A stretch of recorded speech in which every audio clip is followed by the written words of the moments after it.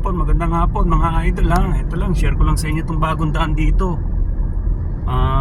Daan kayo ng Villar City. Pag exit nyo ng MCX kayo galing mga idol ha.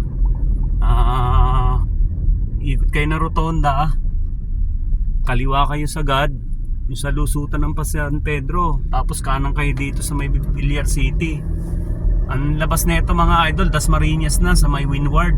Ito bagong daan to mga idol oh.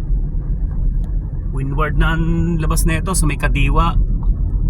From MCX yun ha.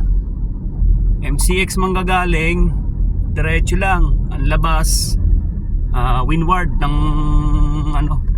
Dasmariñas sa may Kadiwa na mga idol.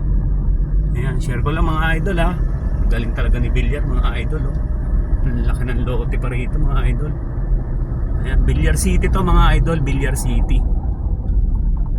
Ayan o, kung mapapansin nyo, ayan o, mga sulat o, Villar City mga idol o. Ang galing, ang bilis ng biyahe o. Pero mo, MCX, pag galing ka naman ng Dasma, ayan, doon ka rin pumasok sa may Windward, sa may Kadiwa. Diretso lang, ang labas mo, MCX na. Sa may pag diniretso mo San Pedro, kakaliwa ka doon sa may Foresta. Oh, ito na mga idol oh. Di ba mga idol oh. Lupit talaga ni Villar. Talagang inuna yung daan mga idol. Share ko lang to sa inyo mga idol ha. Share ko lang sa inyo. Ayan. Ayan yung Villar City mga idol. Kung napapansin nyo mga idol oh. Dire-diretso lang to mga idol. Labas natin ito Dasmariñas na. Windward mga idol. Windward. Kadiwa na yun mga idol ha. Mga idol. Kadiwa na yun.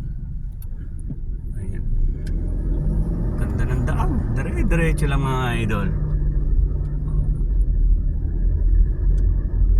Lawak yan mga idol oh. Villar City mga idol. Laki pa ng lupa rito. Lawak. Sige mga idol ha, share ko lang sa inyo yung mga gustong pumunta ng Cavite, Dasmariñas, exit kay MCX, kaliwa kayo doon sa rotonda, sagad, dire-diretso, Foresta, kanan, makikita nyo naman Villar City yan eh. Ayan, dire-diretso nyo lang yan. Dasmariñas na bagsak nyo sa may Kadiwa na, Kadiwa mga idol. Babus mga idol, babus. Babus mga idol. God bless mga idol.